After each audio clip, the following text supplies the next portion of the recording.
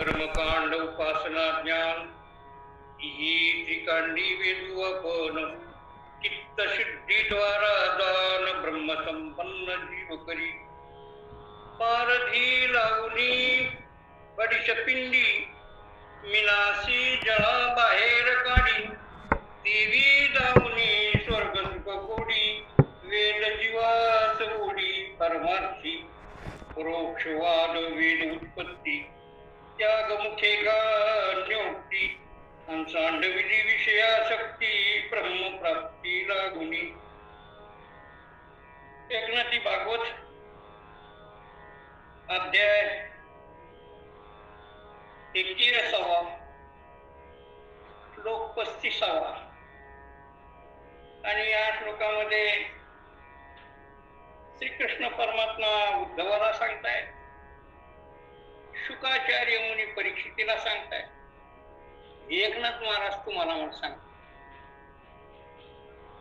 म्हणून हे एकमेकाचा अनुवाद आपल्याला ऐकायला यायला लागलाय आणि तुमचं हे चाललेलं रेग्युलर चिंतन मला वाटतं वर्ष झाले की 2 वर्ष झाले आताशी तुम्ही 21 अध्यायापर्यंत आला. आमचं तर नुसतं वाचन होईल. आता 3 वर्ष होतील महाराज, 3 वर्ष होतील. आता किती वर्ष झाले? आता 3 वर्ष होतील म्हटलं. 3 वर्षापासून तुम्ही चिंतन करताय आणि आम्ही कधी मधीचे म्हणजे आम्ही खरं भाग्यवान नाही. तुम्ही सगळे श्रोते मंडळी भाग्यवान आहे की भागवताचं चिंतन करताय. आम्ही गेल्या वर्षीपासून पारायणाला आरंभ केला, या वर्षी पारायण केले. आम्ही फक्त पारायण असं म्हणा, तुम्ही भागवत पारायण म्हणजे श्रोते, तुम्ही भावादी श्रोते म्हणा, श्रोते सुजान श्रोते. इथे आमच्यासारखे बडबड करणं हे काय आमचा अधिकार पडत नाही. परंतु आता कसं आहे, आम्हाला काही दम निघत नाही. चला महाराजाला फोन केला की बाबा आता आमचं थोडं कंपन झालंय, पण आम्हाला भेटायला या वाटायला लागली. काय चालू आहे आम्ही ऐकतो, सांग काहीतरी खूप काहीतरी घेणं देणं होईल, काहीतरी 2 गोष्टी तुमच्या कानावर पडतील. आम्हाला काही बडबड करा वाटली तर आम्ही तुमच्या हिशोबानं, असं मला फार सांगता येईल असं नाही, तुम्ही सगळं सांगूनच टाकलेले आधीच. पण आता तुम्ही दिली संधी बसायची तर मग आम्ही 2 गोष्टी बोलतो. हा स्कंद एकादश स्कंदाची टीका आहे आणि नाथ महाराजांनी 12 स्कंद, इकडे सगळे स्कंद सोडून हा 11वा स्कंद वारकऱ्यासाठी निवडलेला आहे. वारकरी संप्रदाय फार श्रेष्ठ संप्रदाय आणि वारकरी संप्रदायातले जे प्रमुख 3 ग्रंथ आहेत, एक ज्ञानेश्वरी, दुसरं तुकोबरायांचा गाथा आणि तिसरा हा खांबतीला भागवत. एकनाथ महाराजांनी हा खांब दिलेला आहे. वैष्णव संप्रदायाला वारकरी संप्रदायाचा हा खांब आहे आणि खांबावर पूर्ण छताचा भार असतो. खांब जर नसतील तर इमारत उभीच कशी राहील. एकनाथ महाराज म्हणजे या सगळ्या वारकरी संप्रदायाचे खांब एक खांब. तुकोबरा कळस आहे, ज्ञानोबरा पाय आहे, ज्ञानदेवेला चिला पाया उभारी रे देवलया, तुका झालासे कळस आहे ना. म्हणून हे 3 संत आणि तिघांचे 3 ग्रंथ, हा वारकरी संप्रदायाचा सगळा ही काय म्हणतात प्रस्थानत्रयी आहे. वेदांतामध्ये प्रस्थानत्रयी असते. ब्रह्मसूत्र, गीता आणि उपनिषद ही वेदांताची काय प्रस्थानत्रयी आहे. तशी वारकऱ्याची प्रस्थानत्रयी काय, वारकऱ्याची प्रस्थानत्रयी म्हणजे ज्ञानेश्वरी, वारकऱ्याची प्रस्थानत्रयी म्हणजे तुकोबरायाचा पंचम वेद असलेला गाथा आणि हे भागवत. आपण महामूर्ख शिरोमणी असल्यामुळं आपल्याला आपली ग्रंथ संपदा कशी आहे काय कधी डोकावलंच नाही आपण त्याच्यामध्ये. आपल्याला तिकडल्या भागवतांचं आकर्षण, दक्षिणा उपट्या लोकायचं, तुमचं तुम्हाला नाही कळत काही तर नाथ महाराजांनी स्पष्ट तुम्हाला कळेल अशा भाषात. बरं का त्याच्याही पुढे काही महात्म्यांनी मराठीत त्याचा अनुवाद करून दिला की सगळ्या लोकांना भागवत करा. पण भागवताचा बापू या भागवताचं नाही होत. त्या आपल्या कथा सांगितल्या, हे तिकडे गेला तो तिकडे गेला, बस झालं. ते भागवत 7 दिवस 7 कथा सांगितल्या, आले म्हणजे भागवत. अरे ज्या भागवताने राजा परीक्षित तरुण गेला त्याचं काय सांगितलं, उद्धारा करता काय सांगितलं. भागवत ऐकायचं काय पोरं व्हायसाठी ऐकायचंय, मग भागवत काय तुमचं बरं व्हायसाठी ऐकायचंय. जन्म मरणातून पार होण्यासाठी एकनाथी भागवत आहे, जन्म मरणातून पार होण्यासाठी श्रीमद भागवत आहे. ते तर काही कोणी सांगतच नाही. सांगताय परीक्षिती राजा मृत्यूच्या दाढेत अडकला होता, त्याला शाप दिला होता, त्या गळ्यात शाप टाकून. तुम्ही सगळं ऐकलंय ना आता. आणि त्याला त्या मरणाच्या दाढेतून कोण काढील म्हणून तो सगळ्या राज्यवैभवाचा त्याग करून त्या गंगेच्या काठी बसला एकांतात जाऊन. आणि तिथे हे भागवत शुकाचार्य मुनी येऊन त्यांना एकांतात हे भागवत सांगितलं. सगळे ऋषी मुनी गोळा झालेले आणि त्याच्या उद्धाराकरता सांगितलेले भागवत. कठीण प्रसंग आहेत. आता जो संवाद चालू आहे श्रीकृष्ण उद्धवाचा, श्रीकृष्ण परमात्मा स्वतःचा अवतार संपवून यदुकुळाचा नाश करून हे सगळं ऐकलं तुम्ही. याच्यामध्ये सगळा विध्वंस करून द्वारका बुडून निजामाला निघाले होते. आणि त्यावेळेस उद्धव काकुळकी आला की तुम्ही निजामाला गेल्यानंतर आमचं काय, आम्हालाही तुमच्या निजामाला घेऊन जा. असं कोणालाही निजामाला जाता येते. ते का म्हणण्याचा बाजार आहे का, मला म्हणते बाजारला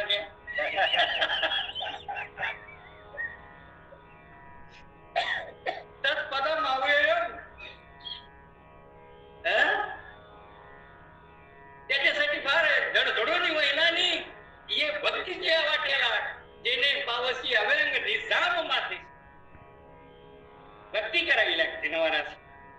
निजामाला कोणाला उठून निजामाला निघता येतं. मग ते निजाम आहे, मग ते धाम वैकुंठ धाम बांधलीत आपण गावाच्या बाहेर.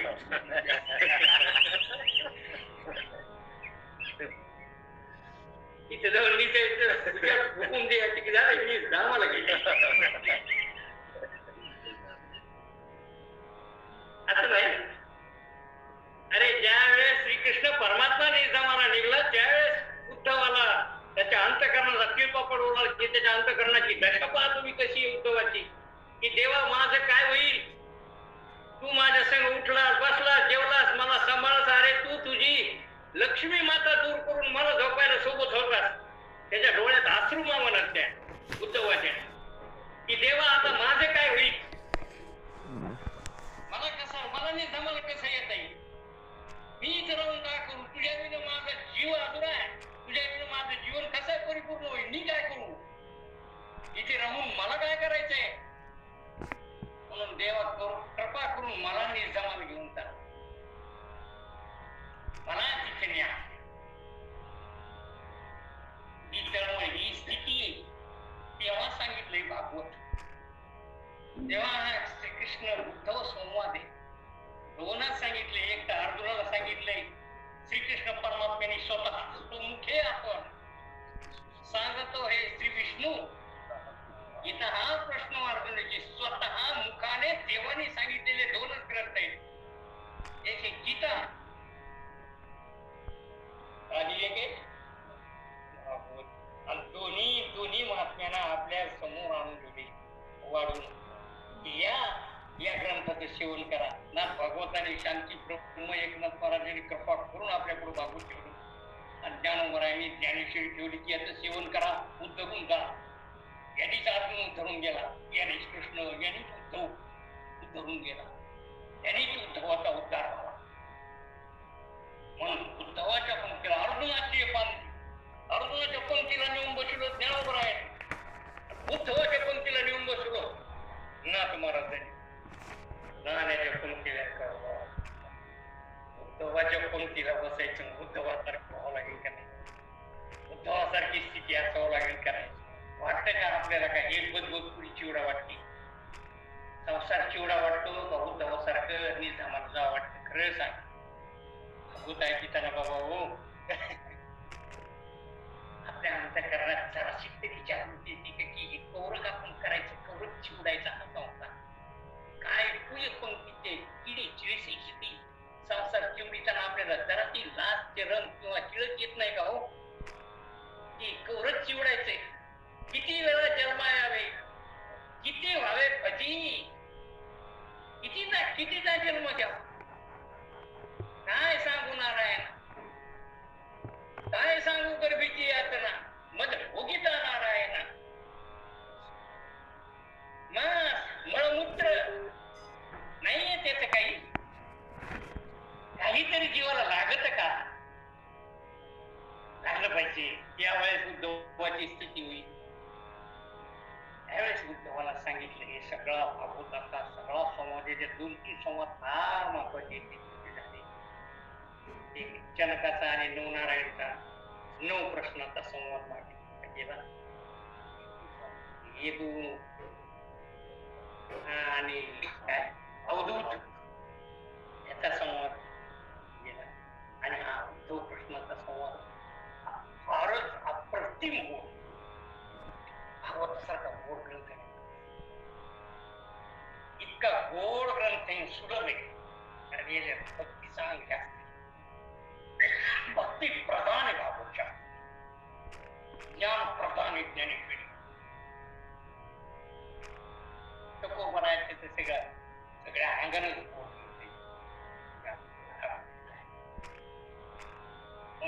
ग्रंथाचं चिंतन करणारे तुम्ही ग्रंथ आम्ही जिथे येऊन करतात तुमच्यासमोर चिंतन करण्याची हा संवाद चाललेला आहे. मागे काय झालं मला माहिती नाही.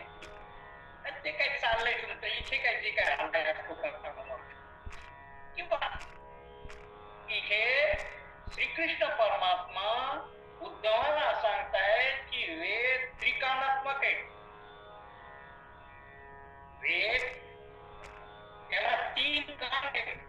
एक कर्मकांड आहे, दुसरं उपासनाकांड आहे आणि तिसरं कर्म, उपासना आणि ज्ञान. असे कर्म प्रतिपादक अशी काही वाक्य वेदात आहे. ते कर्माला कर्म करायचे सांगतात, कर्माला मोक्ष असं सांगतात. काही उपासना बरे, देवदेवतांची उपासना करण्याची व्रत, उपासना, आराधना, प्रार्थना, भक्ती मला वाटतं माहिती नाही. हे सगळं उद्धवाला सांगायचं का? उद्धवाला करता व्हायचं जमा नाही होतं तर त्यांना सांगायचं होतं. कर्मकांड का सांगितलं वेदांनी, उपासनाकांड का सांगितलं असा एक उद्धवाचा प्रश्न असावा. किंवा मग त्याच्या मनात तशी शंकाच उपस्थित होऊ नये म्हणून त्याचं निराकरण केलेलं असावं. आणि शंका तर आपल्याला सहज येते. मग कर्म का खोट आहे का? कर्माचं वेगळं कर्म आहे ना. काही कर्म असतं, काही वाच कर्म असतं, मानसिकही कर्म असतं. कर्म काय एका प्रकारचं आहे का? आणि हे तर केलं सगळं, काय वाचा मनानं कसे कर्म करायचे मागे गेलो ना तुम्हाला. काय ना वाचेल मनतला स्मरामी केलं ना ते. म्हणून काही काही कर्म होतं ते करावं लागतं देवासाठी. जगावं लागतं, कधी झाडावं लागतं, कधी पत्र वाढवावं लागतं. काही कर्म नाही काय कायनं करायचं नाही का? म्हणून कायनं सुद्धा काही कर्म करायचं असतं. काही वाचे नाही. आता आपण हरिनाम स्मरण करतो, वाचन करण्याचा व्यवहार होतो, काही काही निर्देश दिले जातात. काही कर्म आहे ना ते. काही मानसिक आहे, मनाला उपासना केलेली, मनाला प्रतिमा धारण केली, म्हणून आपण त्याला तुझं मी असं म्हणलो, देवा माझा मी ठेवायचा, हीच माझी सत्यवाचा, मनात केलेलं कर्म आहे ते. पण हे कर्म ऐकली, प्रवृत्ती शास्त्र सांगितलं, शास्त्रही सांगितलं. पूर्व मीमांसा कधी आणि उत्तर मीमांसा सांगणारे आहे. वेदानं का 3 गोष्टी कशा सांगितल्या आणि त्याचा अन्वय काय याचा मध्ये श्लोकात सांगतात की वेदानं जरी तिने सांगितलं असलं तरी त्याचा अर्थ इतकाच आहे की तुम्हाला उतरून जाता आलं पाहिजे, तुम्हाला निगमाला जाता आलं पाहिजे, निगमाला जाण्याकरता तुम्हाला ज्ञानच वापरते. मग सगळं वेदाचा अर्थ ज्ञानपरच आहे.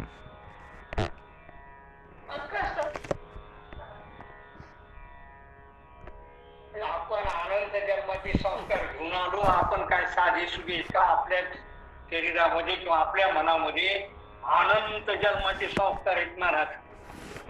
आपण दिसायला माणसं आहे, असायला राक्षस आहे. माणसाच्या आकाराचे आहेत म्हणून माणसं म्हणावं काय? माणसं म्हणा मनुष्य पण तरी साधी नारायण. हा जो देव परिचय त्याला म्हणत नाव माणूस. देव प्राप्तीसाठी जो साधना करतो, आपण सगळे माणसं तसेच, सगळे साधना आपले देव प्राप्तीसाठी खटपटीत का? म्हणून माणसाच्या आकाराचे असले तरी माणसं म्हणता येत नाही. मनुष्यपरी मी नाही बोलत उच्च विनाद पाहिजे. तो लाडा गर्दप झाला न साधी तो ब्रह्मज्ञाना. हे कोणी सांगितलंय? कोणी सांगितलंय? म्हणून तुम्हाला आधी माणूस करायचे, आधी काय करायचे? मग तुम्हाला भजन पाहिजे, तुम्हाला ज्ञान केलं असं हे माणूस करण्यासाठी तुम्ही कुठे आडरामी भरले कुठे भरले? आवाज खूप तुटतोय हो, व्यवस्थित ऐकलेच नाहीये.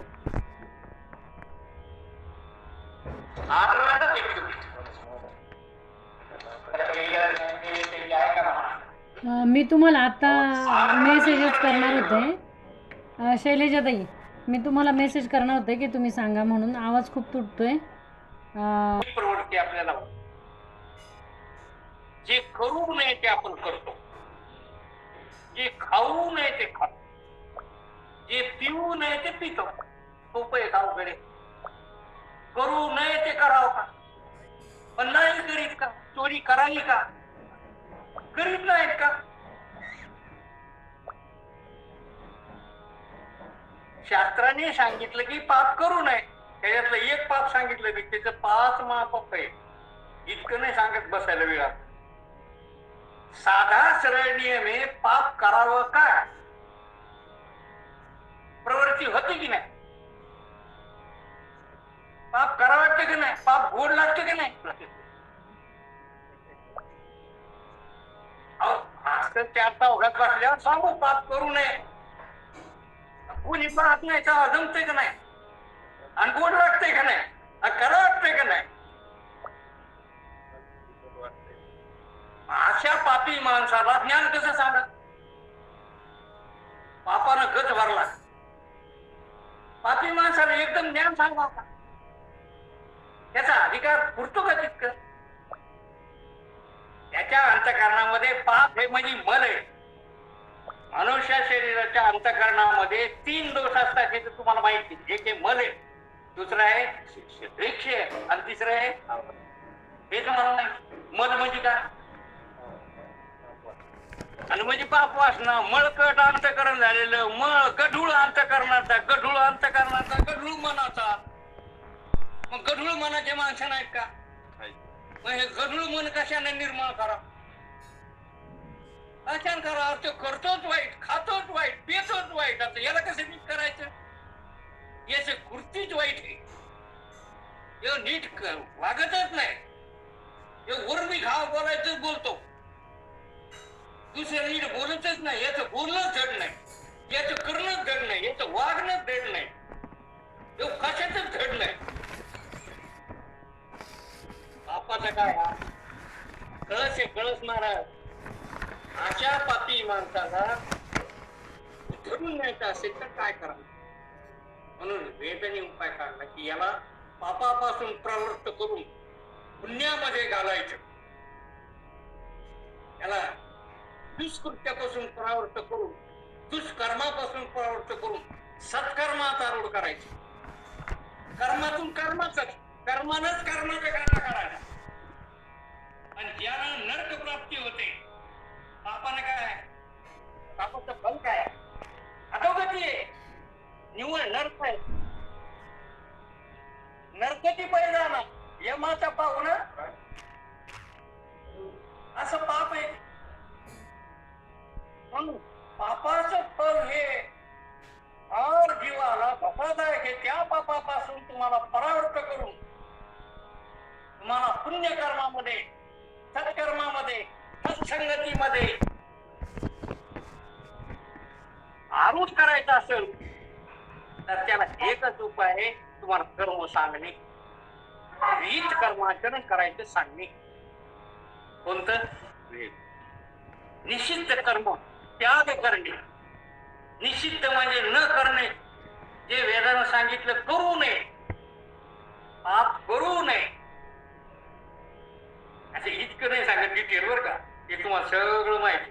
आणि आपल्या मनाला विकळते की करू, ते करूच नाही.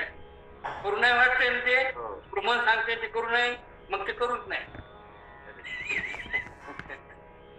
निषिद्ध कर्माचा त्याग करावा. कर्म तर होतच नाराज, मग विहित कर्माचा अनुसरण करा. कोणतं?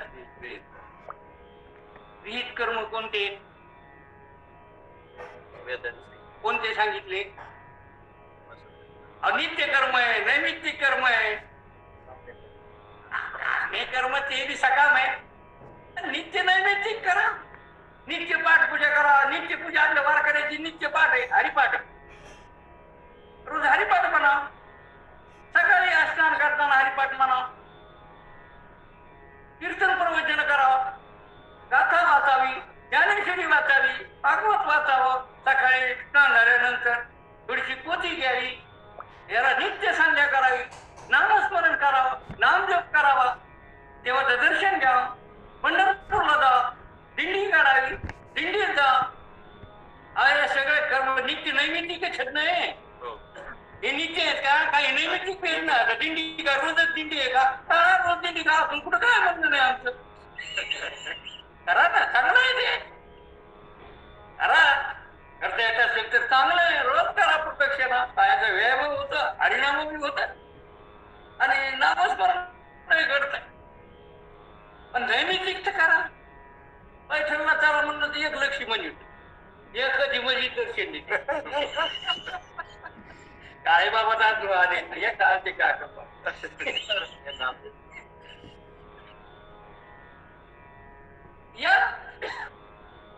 हेच आहे. यानं शुद्ध काय होईल? चित्त शुद्ध होईल. सोपेवर मामा सांगितले संती, टाळ दिंडी हाती घेऊन येणार.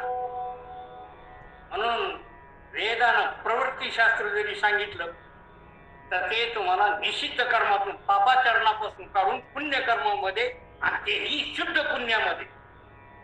नुसतं सकाम पुण्य, सकाम काढलं होतं तुम्ही, मग येते या किंवा काही तुमची संकष्टी चतुर्थी असतं, मग संकष्ट निवारणासाठी गणपतीची पूजा ना, तुमच्या घरावर लेकरा घरावर संकट येऊ नये म्हणून गणपती बाप्पा आम्ही झडतो, संध्याकाळी रसाळी करतो.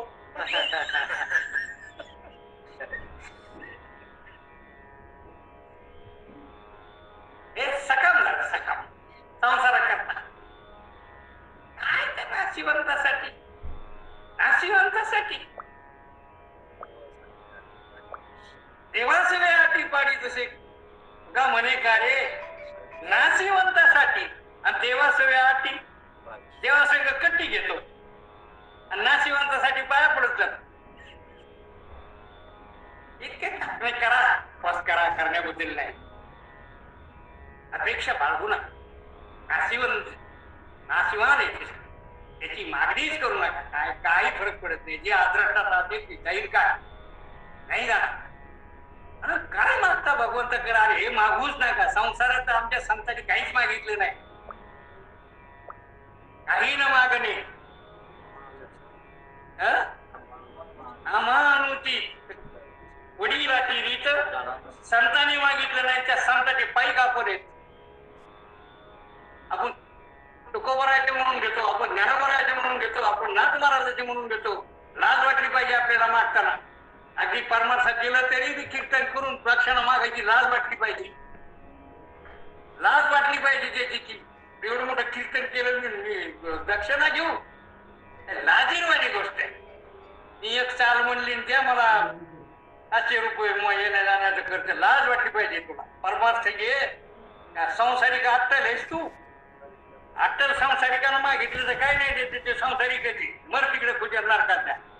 परमार्थ करायचा आता अजिबात काही मागायचं, काही मागायचं मागलं की परमार्थ निष्फल सकाम झालं. ते निष्काम नाही राहिलं. जिथे निष्काम होता निजदृष्टी अनंत पुण्य कोट्यानं कोटी रोकड्या लाईजे साठवाची तय होय भेटी हरिप्रियाची. आणि त्या संताच्या कोण्यातरी जवळच्या भक्ताची भेट होईल, तो उद्धारून देईल. याच्यासाठी अनंत पुण्य कोट्यानं कोटी करावं लागतं. तुम्ही हीच कसं करायला तयार नाही. म्हणून अशा लोकांसाठी उद्धवा ते कृष्ण परमात्मा सांगतो की वेदानं जरी सांगितलंय, कर्म सांगितलंय, उपासना सांगितली, तरी त्याचं मनोगत तुला उद्धरून नेण्याकरताच आहे. आणि ते ज्ञानाशिवाय नाहीच. ज्ञाने बीन एके उपाय करीशी चुके अधिकची गुंफीचे रुखे. ज्ञान होण्याकरता चित्तशुद्धी आवश्यक आहे. चित्तशुद्धी जर झाली नाही तर ज्ञान होतच नाही, ज्ञान होतच नाही. आणि चित्तशुद्धी निष्काम कर्म झाल्याशिवाय, निष्काम उपासना घडल्याशिवाय होतच नाही. पाप वासना समोर नष्ट झाल्याशिवाय ज्ञान झालं म्हणता येत नाही. ज्ञानाच्या गोष्टी जरी केल्या तरी त्याला ज्ञान नाही म्हणता येत. ज्ञान देईल मुखी बोले ब्रह्मज्ञान, आंतरी विषयाचे ज्ञान, मुखानं ब्रह्मज्ञान आणि आतमध्ये विषयाशक्ती. मी एवढं तुम्हाला ब्रह्मज्ञान सांगितलं आणि मला काहीच नाही दिलं लोकांनी. अरा तू ब्रह्मज्ञानीच आहे. परी तोंड भरो का विचारा, अंतकरणी विषयाची तारा. ना तुडे जरा त्रिशुद्धी मी अशाला कधी त्याला ब्रह्मज्ञानी म्हणता का. म्हणून ब्रह्मज्ञान नव्हे ढेकुराच्या गोष्टी. ब्रह्मज्ञान नाही तरी काय झिंपुटी वेदशास्त्र आहे. वेदशास्त्राचं इतकं भांडण लागलं असतं का. म्हणून ब्रह्मज्ञानाकरता चित्तशुद्धी ही आवश्यक आहे, आवश्यक. हे असं नाही की बाबा असली तरी नसली तरी. चित्तशुद्धीचा परमार्थ झाला तरी खूप झालं आयुष्यात. ब्रह्मज्ञान होईल नाही तर नाही होईल. ब्रह्मज्ञान होईलच चित्तशुद्ध झाल्यावर. चित्तशुद्धी न होता ब्रह्मज्ञान होणार.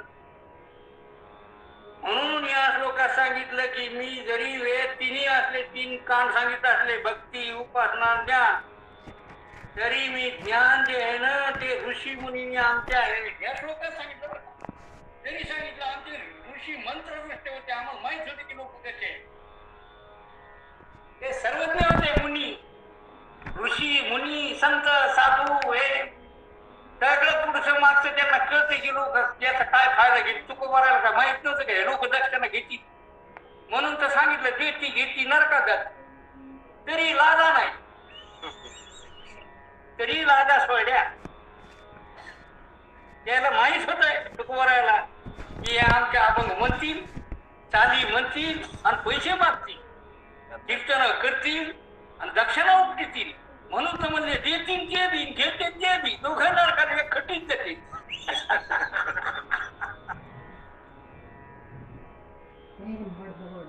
ऋषी मुनी मंत्र द्रष्टे होते. कसे होते? त्यांना माहिती होतं की याचा काय उपयोग करतील. आणि चित्ती शुद्ध द्वारा चित्त शुद्धी शिवाय ज्ञान हे सांगणे नाही. म्हणून इथे म्हणतात, कृष्ण परमात्मा म्हणतात की ते मी गुप्त ठेव. ते ज्ञान मी काय केलं?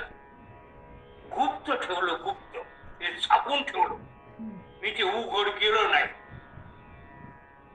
हे उघड केलं ज्ञानोबर आहे. परमात्म्याने झाकून ठेवते. हे संस्कृत मध्ये सांगितलं, अर्जुनाला सांगितलं ते काय तुम्हाला कळणार होतं काय? ते अर्जुनालाच कळणार होतं. म्हणून ते गुप्तच होतं. गुप्तच. प्रकट गुह्य बोले विश्व ब्रह्मची केली. ज्ञानोबरायाने काय केलं? ते प्रकट केलं. लोपले ज्ञान जोगी जगी, लोपले जगी इथं नेन ती कोटी अवतार पांडुरंगा नाव ठेवले. मग कोणी प्रकट केलं ते ज्ञान? गुप्त आहे का उघड आहे?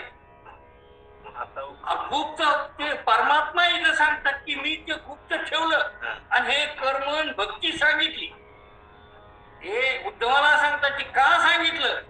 कारण ज्ञान एक तर लोकांना झेपणार नाही. तुम्हाला ज्ञान सांगितलं की सगळे झोपी जाते. जातान का नाही?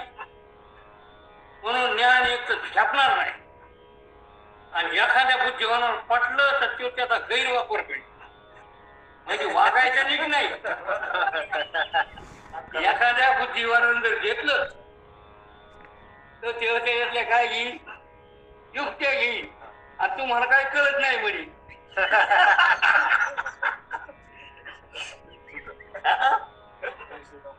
नीट पैसे गोळा करा. आता ब्रह्मज्ञानी का करायला लागले? पैसे गोळा करायला लागतात. आपल्याला कोणाची निंदा करायची नाही. पण महाराज एक ब्रह्मज्ञानी और ब्रह्मज्ञानावर कीर्तन करतात. मी म्हणलं बा चांगले महाराज एक ते घ्या त्याची तारीख. मला महाराज तुम्हाला जायचा खर्च देऊ या. नाही म्हणजे मला 40,000 ब्रह्मज्ञान सांगतो म्हणजे. म्हणलं ब्रह्मज्ञान 40,000 विकता तुम्ही? मग तो फोनच ठेवून द्या. म्हणून असं नाही. इथे जे सांगितलंय की बाबा कर्म, उपासना, ज्ञान या तिन्ही गोष्टी जरी सांगितल्या असल्या वेदामध्ये आणि त्याचं तात्पर्य जरी ज्ञान होण्यात किंवा ब्रह्मज्ञानात असलं, त्या जीवाचा उद्धार करण्यात असलं, त्याला निजामाला नेण्यात जरी असलं उद्धवा, तरी मी त्या परोक्ष गोष्टी ठेवल्या ज्ञानाच्या. ज्ञान अप्रोक्ष नाही सांगितलं.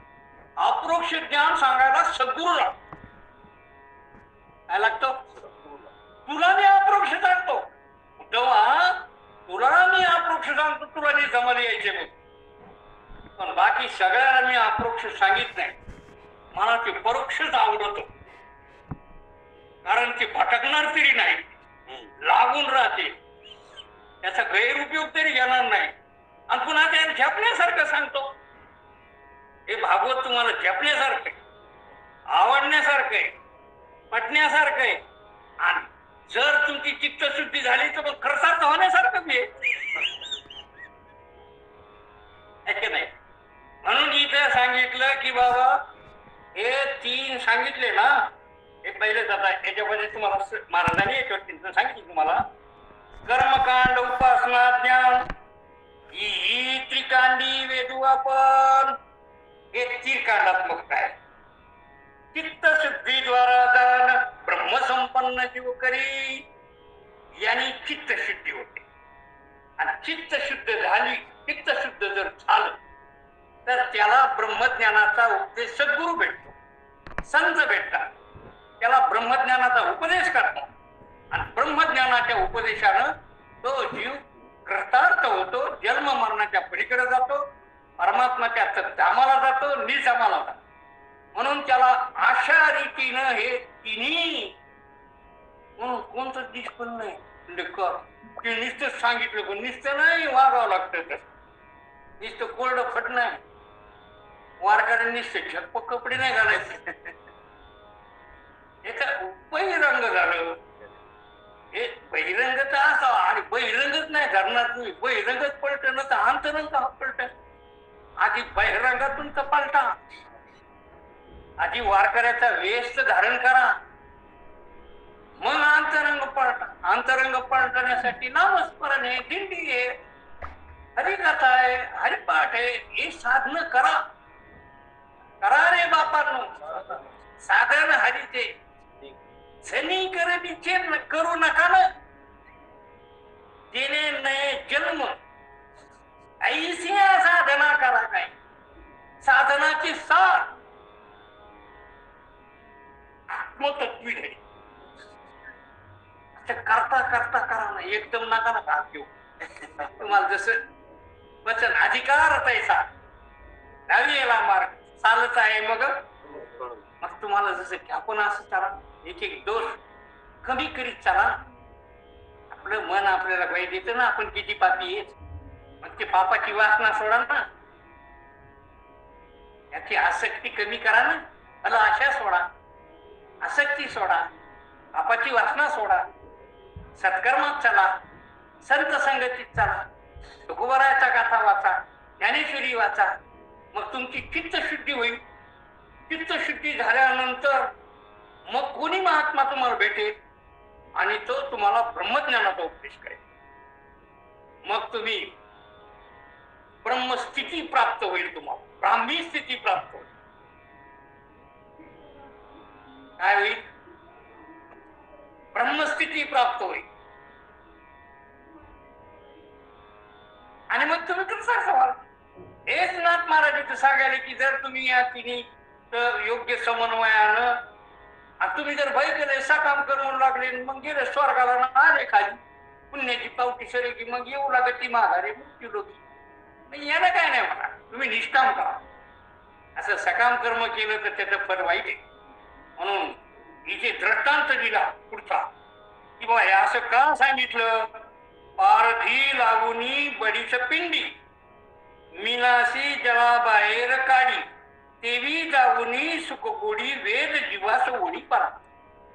मला परमार्थात लावण्यासाठी वेदानं तुम्हाला सकाम कर्म करायचं सांगितलं. की असं यज्ञ याग केले, 100 यज्ञ केले की काय होते? स्वर्ग प्राप्त. मग तुम्ही लागले यज्ञाच्या माग, मग ते सकाम होतं. मग ते सकाम का सांगितलं? तुम्हाला इथले भोग सुटण्याचे मळमूत्राचे म्हणून सांगितले की तिथे दिव्य भोग. इथले भोग कसे येत? नाचवाना सुटतेत का? पण त्याची आसक्ती सुटते का? त्याच्यातून मन निघतं का? इथला संसार असा असून सुद्धा नाश का कुचका. महाराज सांगायचे तीच काळी मिळी बायको, ते 2-3 लेकरचे त्याच गोदाड्या तरी तिथंच चिटकलेला आहे, निघतच नाही. इतका बेकार संसार येतात. मग त्याला काय सांगितलं? अरे स्वर्गात रंबा आहे, अप्सरा आहे, चिंतामणीच्या सडका आहे, कल्पतरूचे झाड आहे, कामधेनूचे खिल्लार आहे.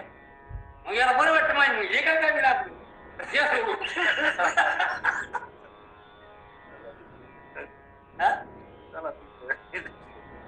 अरे हेच खरं नाही तर ते खरं कुठून? महाराज म्हणायचे पाठच करीण्याच्या पोट आहे का? इथलेच भोग करे नाही तर स्वर्गातले काय खरे? म्हणून स्वर्गाची अभिलाषा करणं हे याच्याकरता वेदाने हे सांगितलं नाही, फक्त तुम्हाला त्या तुमच्या त्या भोगातून काढण्याकरता आणि तुम्हाला परमार्थाला लावण्याकरता. तुम्हाला कशा करता? महाराज हे फार सुंदर दृष्टांत सांगायचे. एक बाई नदीवर धुऊन राहिली आणि एका माणसाची नजर तिच्यावर पडली तेव्हा मला एकटी सगळ्या गाठायला जमती. ते वाईट भावनेनं तिच्याकडे गेलं पण बाई चाणक्य होती. बाईनं ओळखीलं की कोणत्या नजरेनं आपल्याकडे आला. ते म्हणले तुम्ही आले मी ते का मी इथं आहे ते म्हणले. आपण तर कधी नदीवर धुण्याचं काय पण मायापेक्षा एक सुंदर स्वर्गाची आत जरा पुढे उतरलेली. कुठं? पुढे इथून जराशी खाली गेलं का नाही मेनकाच उतरलेली खाली. ती धुणं धुवायला लागली म्हणजे तिथं आणि मी तर तिथे मी तर आहे तिथं. त्याला वाटलं स्वर्गाची उतरलेली तिला सोडून ती गेलं ही आधी धुणं घेऊन गेली का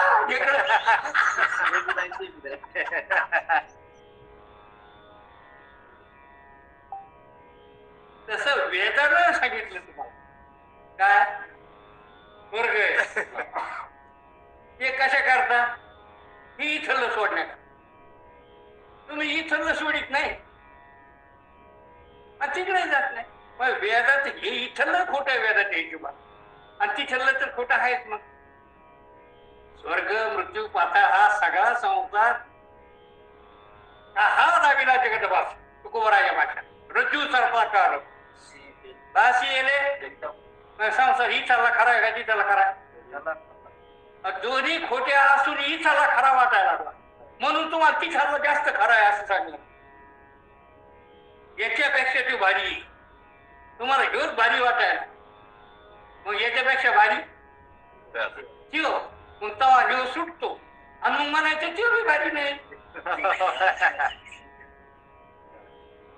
म्हणून वेदानं तुम्हाला परमार्थाला लावण्याकरता तुम्हाला सांगितलं की बाबा तुम्ही सकाम पुण्य करा पण तुम्ही सकाम त्यात नाही दिला.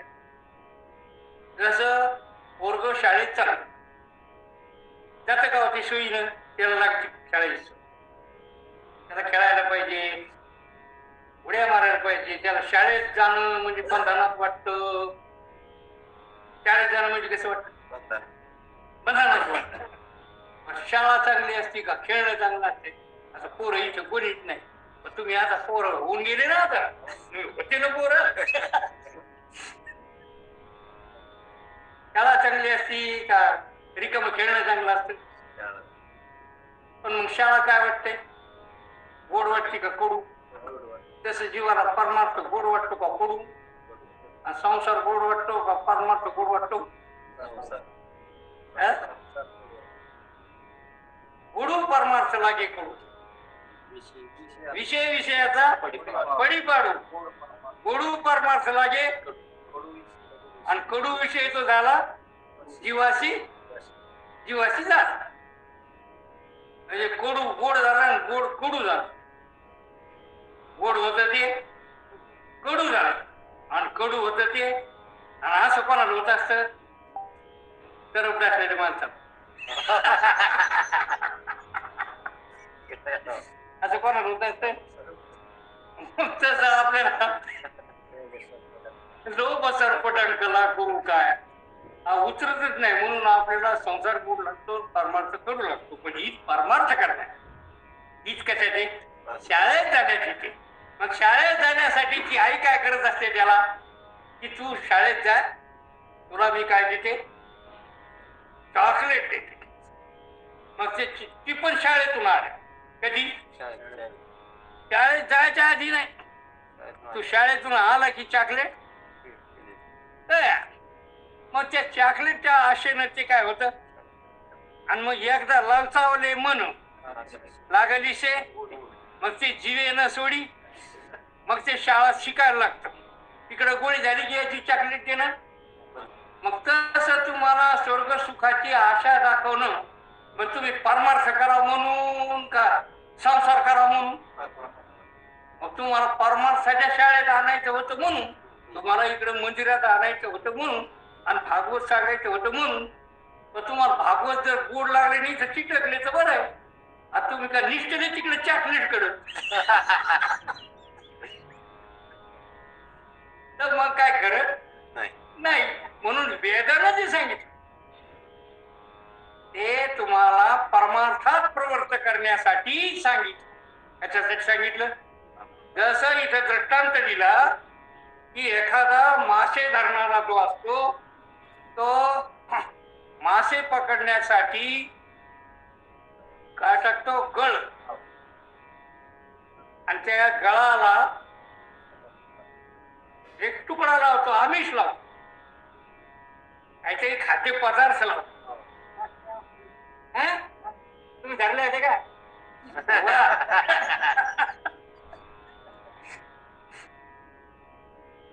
गळगिळी मासा काय आमिषाच्या मिसेस गळगिळी मासा म्हणून ते आमिष लावून तो गळ पाण्यात टाकला जातो. त्या आमिषाच्या हिशोबानं तो मासा त्या गळाला धरतो आणि मग तो गळ ओढतो आणि त्याच्या बाहेर काढतो. मग त्यानं आमिष कशासाठी लावली? माशाला पाण्यातून बाहेर काढण्यासाठी. तसं तुम्हाला संसारातून बाहेर खेचण्यासाठी हे आमिष लावलं. कशासाठी लावलं? संसारातून बाहेर काढण्यासाठी. तुम्ही संसारात आकंठ उडाले. संसार एक संसार संसार सगळे संसारातच रंगले रंगून निघले. संसाराच्या रंगानं काय झाले? आता तुम्हाला परमात्म्याचा रंग द्यायचा तर ते बसेच ना. रंगी रंगे रे श्रीरंगे काय बोललासी पतंगे काय बोललासी. मग आपण सगळे पतंग आणि आपण कशाला बोललो?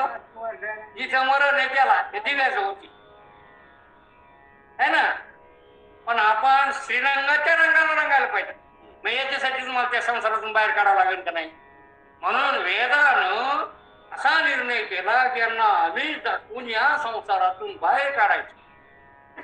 अहितापासून काढीची हित देऊनी वाढीची नाही श्रुती परोती आवडी देते. म्हणून श्रुती माऊलीनी वेदशास्त्र श्रुतीने आपल्याला ही जी कर्म प्रतिपादक किंवा वासना प्रतिपाद्य हे जे आपल्याला उपासनेला लावलं कर्माला लावलं सत्कर्माला लावलं त्याचं कारण तिला आपली दया आली. याचं कल्याण झालं पाहिजे. हा संसारातून बाहेर कसा निघेल आणि याला परमार्थाची जोड देऊन संत संघटित कसा नेऊन घालता येईल आणि याला देवाची प्राप्ती होऊन हा संसार सागरातून तरुण कसा ह्याच्या का एवढी दयाळू आहे ती श्रुती माऊली. एवढा दयाळू आहे वेद. म्हणून त्या वेदांनी हे 3 अंग सांगितले. त्या पारद्याच्या दृष्टांत सांगितले की त्याप्रमाणे याला संसारातून बाहेर काढून काय लावतात ते परमार्थाला लावतात. पारधी लावणी बडस पिंडी विनाशी जळा बाहेर काढी तेवी जाऊन स्वर्ग सुख गोडी वेद जीवास गोडी परमार्थ. म्हणून स्वर्ग सुखाची गोडी दाखवून तुम्हाला संसारातून बाहेर काढून परमार्थात लावण्याकरता वेदाने हे 3 अंग सांगितले. परोक्षवाद उत्पत्ती त्यागमुखे गान्युक्ती सांडविली विषयासक्ती ब्रह्मा प्राप्ती लागुनी. आता त्याच्या पुढे वेदानं परोक्षवादाच्या उत्पत्त्या सांगितल्या. आता हे परोक्षवाद काय म्हणजे देव आहे का नाही? देवावर भावना नास्तिक माणसं रे. देव कुठे? देव दिसत नाही. मग आता त्याला देवाकरता परोक्ष रीतीनं उत्पत्त्या सांगा. जरा गप बसा, थोडं गप बसा. माझं प्रवचन झालं तुमचं त्यावेळेस बोला. हा तुमचं मग आहे नंतर. तर ते थोडं गप बसा, थोडं शांत तो झाला. काय समजा तुम्ही? परोक्ष उत्पत्ती. परोक्ष आणि अपरोक्ष असं 2 प्रकारचं ज्ञान.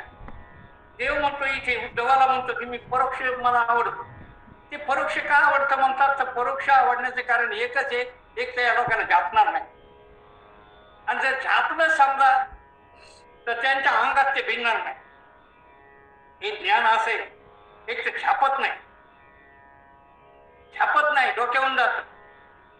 बरेच लोक आम्हाला म्हणतात तुमचं असं जेड असतं ते प्रवचन आमच्या डोक्यावरून गेलं, त्याच्या डोक्यात घुसतच नाही. याला म्हणायचे छापत नाही म्हणजे कसं होय गुरुजी, कसं छापत नाही? छापत डोक्याच्या वरून जात.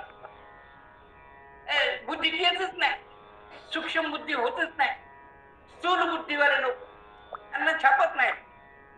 बरं एखाद्याला छापलं तर ते पचत नाही, त्याच्या ध्यानात येत ते पचत नाही, भिनत नाही, अंगी बांधत नाही. अंगी बांधला पाहिजे परमार्थ. नुसतं सांगता आलं बोलता आलं म्हणजे परमार्थ झाला असं होत नाही. त्याच स्थिती अंगी बांधली पाहिजे, अनुभव आलं पाहिजे, अंगी बांधलं पाहिजे, तेव्हा होत ते. म्हणून या अवघड गोष्टी आहेत पुढच्या. आपण मग पर्यंत येण्याकरता देव ते नाही भरणार नाही म्हणून ते गुप्त ठेवलं. ते ज्ञान परोक्ष अपरोक्ष सांगितलंच नाही. अपरोक्ष सांगितलं एक तर सद्गुरू सांगितलं. सद्गुरू तोच जा जो सांगे अप्रोक्ष ज्ञान, ब्रह्मज्ञान नाही, अप्रोक्ष ज्ञान. सद्गुरू तोच जा जो सांगे का ब्रह्मज्ञान अप्रोक्ष ज्ञान. अप्रोक्ष ज्ञान सांगणारा सद्गुरू असतो. म्हणून इथं सांगतात की मी जगाच्या दृष्टीनं म्हणलं तर जरी मला सगळे कृष्ण मोंदे जगद्गुरु म्हणले असते तरी पण लोक विचित्र आहेत, त्यांच्या अंतःकरण शुद्ध नाही. मी फक्त शुद्ध असलेला तू एक आणि एक अर्जुन एक, दोनच माणसं मला शुद्ध अंतःकरणाची दिसली. सुमनू आणि शुद्धमती, अनिंदुकू आणि अनन्य गती असा असलेला अर्जुन मला दिसला. मोक्ष येता प्रतीचा वेळ दिसू दे म्हणून त्याला मी सांगितलं इदम ते गुह्यतम ज्ञानम प्रवक्ष्यामी. मी तुला सांगतो अर्जुना ते गुप्त असलेलं ज्ञान तिथं सांगितलं गीतेत. आणि आता तू मला म्हणायला जमाला तुला सांग. बाकी मला परोक्षच आवडतंय. देव म्हणतो स्वतःच्या तोंडाने उद्धवाला सांगतो की मला परोक्षच आवडतं. त्याचं कारण लोक झेपत नाही आणि झेपलं तर पचत नाही, नागी बांधत नाही. मग त्याच्यापेक्षा हे आमचे वेद दृष्टे मंत्री मंत्रदृष्टी असलेले ऋषी मुनी यांनी परोक्ष सांगितलं. म्हणजे परोक्ष कसं सांगितलं? देव आल्याने सिद्ध करायचं. किंवा सांगा झाडाची पान हाल्याची सत्ता कोणाच्या शक्तीने झाडाचं पान आणतो? बाळा दुग्ध पान कोण करी? बाळाच्या उत्पत्तीच्या आधी दूध कोणी करून तयार होतं? म्हणजे हे म्हणजे देव आहे का नाही? पुन्हा सांगितलं तो कसा आहे? सत्य तू विठ्ठला का विला जगत बास. देव सत्य आनंद आहे हे असं सांगितलं तुम्हाला. असं कसा आहे देव? सर्वज्ञ आहे, सर्व करताय, दयापासून सकळ मणिमंडळ आहे झाले. सगळ्या जगाची उत्पत्ती तो करतो. सगळ्या योनीची उत्पत्ती 184 शरीर कोणी बनवले? एकासारखं एक शरीर नाही. याच्या नाकासारखं तुमचं नाक नाही, याच्या रागासारखा तुमचा रंग नाही. इतके विविध रंग काय माणसाला करता येत का? अगळ्याचे नाक पाहिले तर प्रत्येकाच्या नाकाचा आकार भिन्न, प्रत्येकाचं नाक वेगळं. पण कोणाचं नाक हे चाळा ओळखीत जर पार घातली नाकाहून माणूस ओळखीत येणार नाही. तुम्हाला कसं वाटतं? ओळखीचा येतो डोळ्यावरून चालतात ते. आधार कार्ड कसे डोळ्याची भावली अंगुठीच्या ठोच्यावरून माणूस ओळखीत येतो बा. एकाचा ठसा दुसऱ्याच्या ठच्यात मिळत नाही, एकाची भावली दुसऱ्याच्या भावलीत मिळत नाही. मिळते एकाचं नाक दुसऱ्याच्या नाकासारखं नाही, एकाचा डोळा दुसऱ्याच्या डोळ्यासारखा नाही, एकाचे दात दुसऱ्याच्या दातासारखे नाही, रंग एकाचा दुसऱ्यासारखा नाही. अरे खिलारी बायलासारखी दोन्ही माणसं खिलारी दिसतात का? माणसं खिलारीच नाही.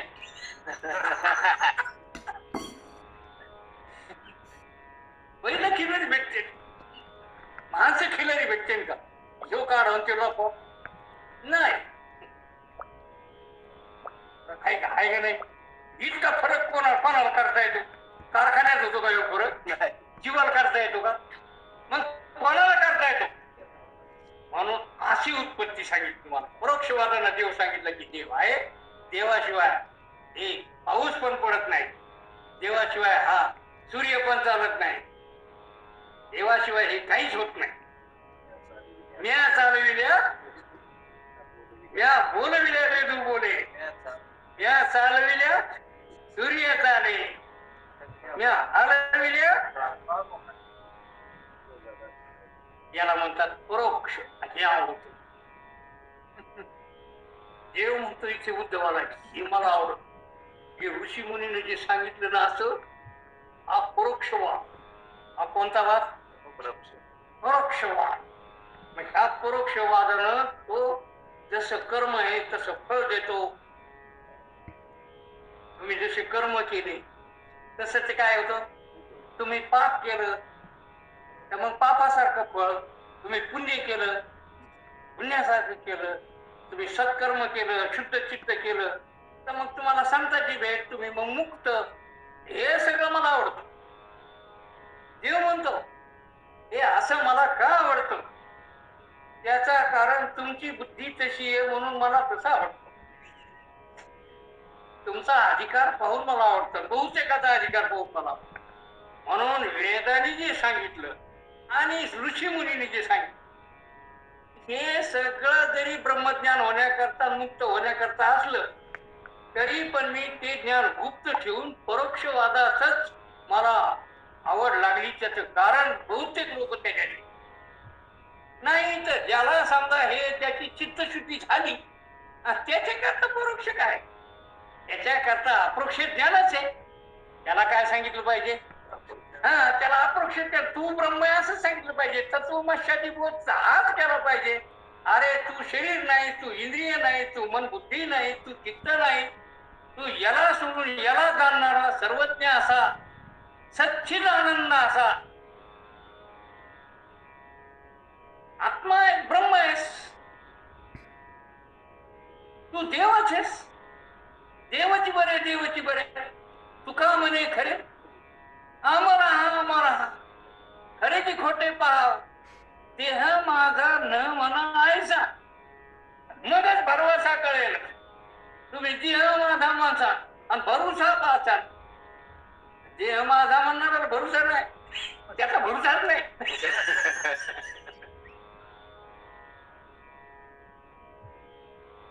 म्हणून असं अप्रोक्ष ज्ञान कसं असं अप्रोक्ष ज्ञान सांगण्याकरता आधी चित्तशुद्धी व्हावी लागते मग त्याला हे ज्ञान ठसत हे ज्ञान पक्क होतं त्याचं मनन होतं श्रवण होतं मनन होतं जिज्ञासन होतं मी ब्रह्म याचा निश्चय होतो आत्ममुक्त होतो जो असा मुक्त झाला म्हणून इथं पहिल्यांदा सांगितलं की चित्तशुद्धीद्वारा त्याला ब्रह्मज्ञान होतो मुक्त होतो त्रिकांडात्मक वेद त्याचं अशा अर्थानं प्रतिपादन करत आणि जो मुक्त झाला त्याचं वर्णन आता करतात की हे जाणून वेदार्थ गुह्य ज्ञान हे गुह्य ज्ञान जे लोक होतं ते त्यांनी जाणलं मग अप्रोक्ष रीतीनं त्याला सद्गुरू भेटला वरी सद्गुरूही भेटला असं झालं चित्तशुद्धी झाली आणि वरी सद्गुरू भेटला आणि मग ज्ञान झालं आणि मग तो मुक्त झाला तर त्यात काय होतं तो जीव झाला ब्रह्मसंपन्न तो ब्रह्मसंपन्न होतो तो ब्रह्मविद होतो तो काय होतो ब्रह्म जाणणारा होतो ब्रह्मस्वरूप होतो असा ब्रह्मसंपन्न झाला तेच कर्म करता मिच्छ जाल आश्रम वर्ण मग त्याची आता अपरोक्ष ज्ञान झाल्यावर मी आत्मा आहे मी ब्रह्म आहे असं झाल्यावर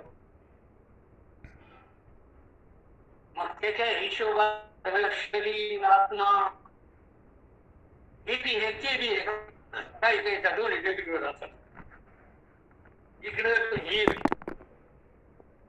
एक खरं एक खोट खरा खोटा निवाडा खरा खोटा निवाडा म्हणजे अपरोक्ष ज्ञान खरा आत्मा आहे, खरे आपण आहे, खरे चैतन्य आहे, खरं ज्ञान आहे, खरं सच्चिदानंद आहे का नाही. आणि मग तो जर खरा आहे तर हे शरीराची हे काय, 5 कोश काय, 3 देह काय, जग काय, खरं नाही. काय नाही, खरं नाही. खोट आहे काय, भास आहे, किंवा वेदांताच्या भाषेत याला काय म्हणायचं, माया आहे, किंवा काय म्हणायचं त्याला, कल्पित आहे म्हणता येईल. सत ना असत, सताहून विलक्षण, अनिर्वचनीय, मिथ्या, अनिर्वचनीय. त्याला सत म्हणता येत नाही, सत म्हणावं तर ते राहत नाही, असत म्हणावं तर दिसत. असत वस्तू दिसत, 3 गोष्टी महाराज सांगायची. एवढं सांगून संपूर्ण टाइम झालाय का, मला सांगा. 3च गोष्टी सांगतो महाराज सांगतात. या जगामध्ये काही असत वस्तू आहे, काही सत वस्तू आहे, आणि काही स्वतःहून विलक्षण आहे. कळतं का. असत वस्तू बागुलबो कधी दिसला का, नुसतं नावच आहे. बाबुलबो आहे काय, नाम मात्र वस्तू आहे, वस्तूच नाही, नुसतं नाव आहे. वांजेचा पुत्र असतो का, दिसतो का, मग हे नुसतं नावच आहे ना. वांजेची आले का, कैची जन्मपत्रिका, कशाची जन्मपत्रिका, नावच त्याचं काय, कोणत्या तारखेला जन्माला काय झालं त्याची पंचांग पाहायला गेली बापा. तू काय पाहिजे म्हणजे कोणाचा आहे, वांजेचा, वांजेला पुत्र असतो. म्हणून हे नुसतं काय, नावच आहे. नाम मात्र, वस्तू आहे का नावच आहे. वस्तू पाहायला गेलं त्या वस्तूचं दर्शन होणार नाही, फक्त नाव आहे का नाही. आकाशाचं फुल काय, आकाशात फुल असत, नुसतं नाव. गंधर्व नगरी, गंधर्व नगर माहिती आहे काय असते, गंधर्व नगर गंधर्व नगर. आता पावसाळ्यात ढगाची येडे वाकडे आकार होऊन एखादं नगर वाटल्यासारखं दिसत ते.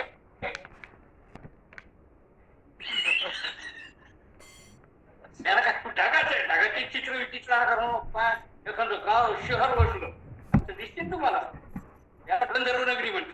ही कोणती नगरी आहे, असतं का ते. नुसतं नावच आहे का खरं नगर असतंय, नावच आहे. मग तशा काही वस्तू नाम मात्र, अरे पण काही वस्तू दिसण्यापुरत्या असतात, असाध्य नसतात. स्वप्नातल्या सगळ्या वस्तू कशा असतात, दिसत्यात का नसत्या, दिसत्यात पण नसत्या.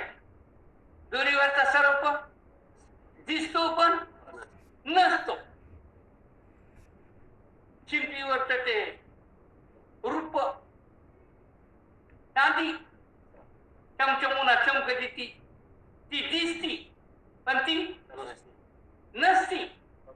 मग काही वस्तू दिसत्या पण त्या मृगजळ दिसत, मृगजळ दिसत का नाही दिसत. मग पाणी घेऊन आणायला जातं कोणी, बाबा ते दिसायला पाणी, चलो केळ्या भरून आणा, उन्हाळ्याची ताण लागली, त्याच्यावर साळी पिळी जाऊ, गोपी जाऊ आपली मृगजळाच्या डोहावर. तर त्या दिसण्यापुरत्या असतात का असायला असतात. तसं हे शरीर, जग, हे संसार हे दिसण्यापुरता आहे का असायला. आता हे शरीर दिसत ना, आता दिसत. घटनाभरच्या झोपी गेल्यावर दाखवलं, मग आता दिसत पुन्हा नसत. आता दिसतंय पण हे पुढं असतंय का, काही वेळ दिसत.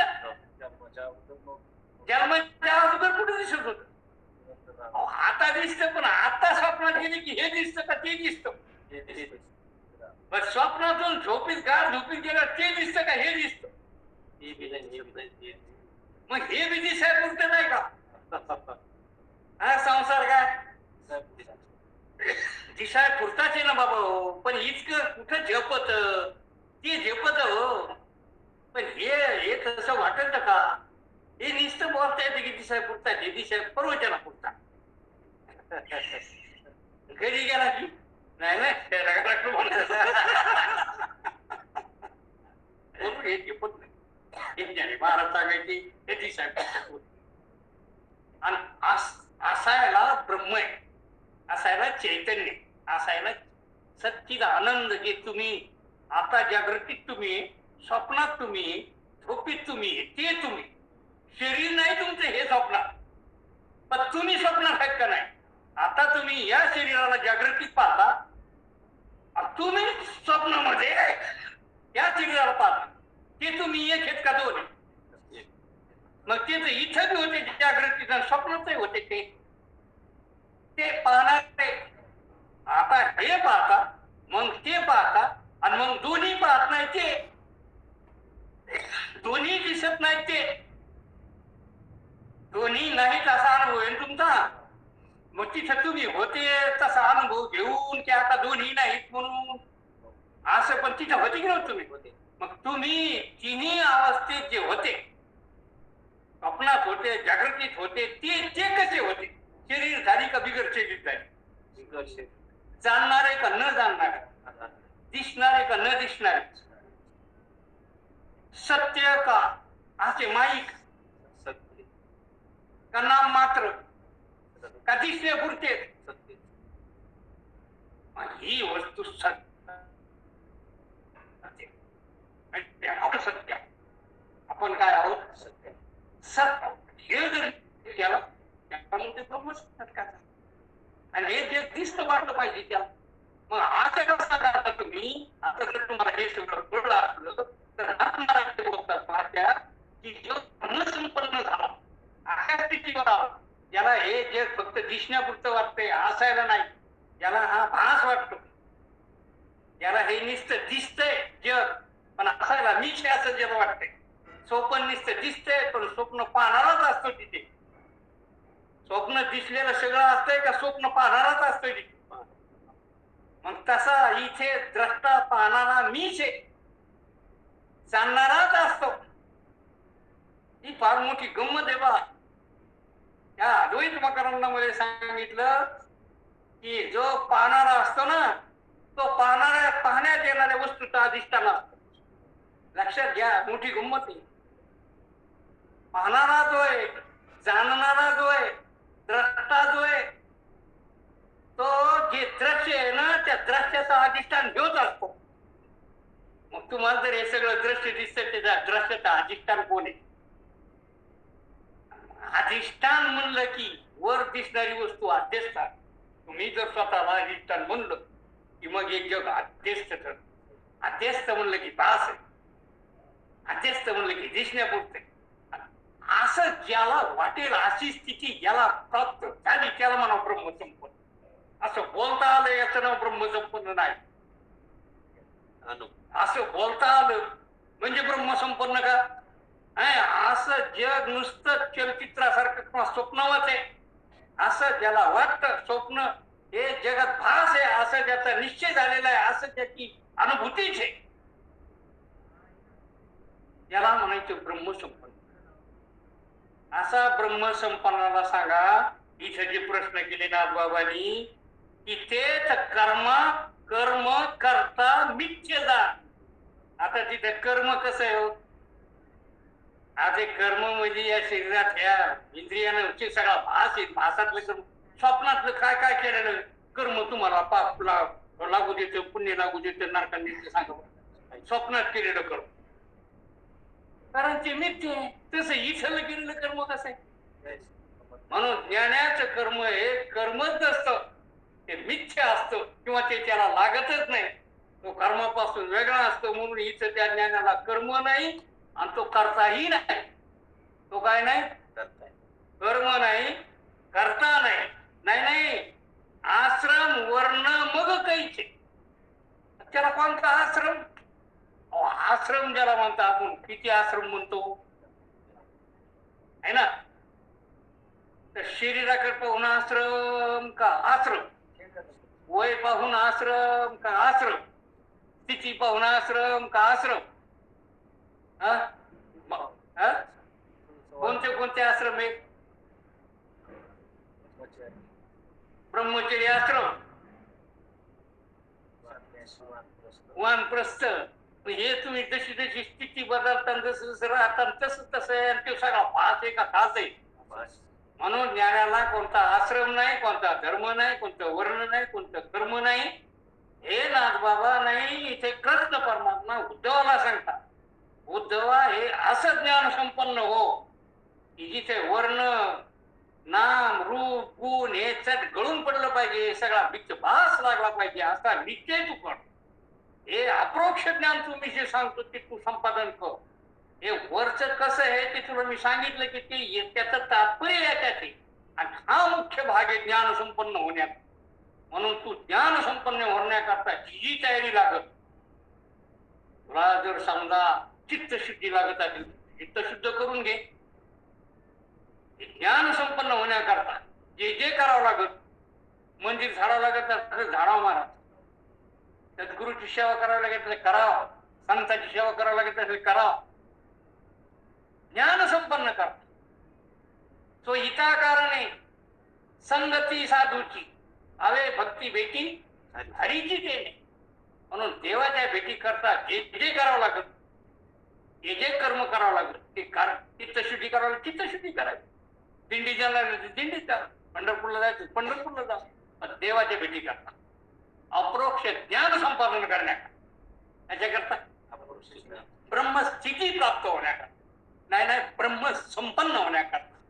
म्हणून नाथ बाबांनी सांगितल्याप्रमाणे आपण सर्वजण ब्रह्म संपन्नच आहात. मी एकटा तुमच्यात पूर्वी पडलो काय माहिती. परंतु चांगलं चिंतन तुम्ही ते करता. मलाही हे वाटलं म्हणून आलो. तुमचा आधी सर्व घेत नाही, खूप वेळ झाला. उर्वरित भाग तुम्ही उद्या घ्या. कुंडली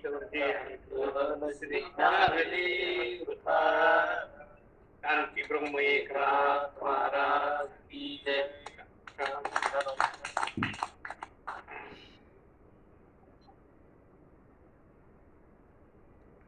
महाराज पसायदान घ्या. घ्या पसायदान घ्या महाराज. आता विश्वात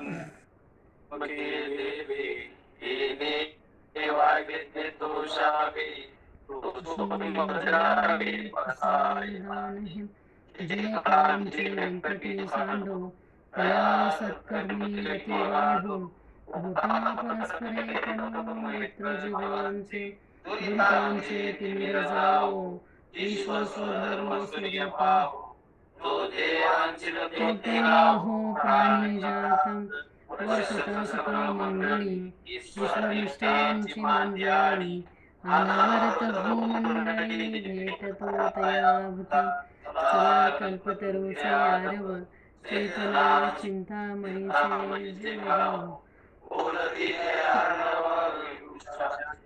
चंद्रमे जयालांछनम मार्तंडजे तापहीनम. ही सदा सज्जना स्वैरे होतु.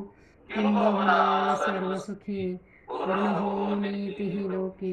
विजयाही पुरुषी अखंडित आणि ग्रंथोपजीविये. विषयेशी लोकीये दृष्टांदृष्ट विजय होवा वेजी. एकमने श्री विश्वेश्वराहो हा होईल गान पसाहो. येणे ज्ञानदेव सुखिया झाला. येणे ज्ञानदेव सुखिया. कुंडली कवदार विठ्ठल श्री ज्ञानदेव तुकाराम. पंढरीनाथ भगवान की जय. ज्ञानेश्वर महाराज की जय. जगद्गुरु श्री महाराज की जय. एकनाथ महाराज की जय. रामकृष्ण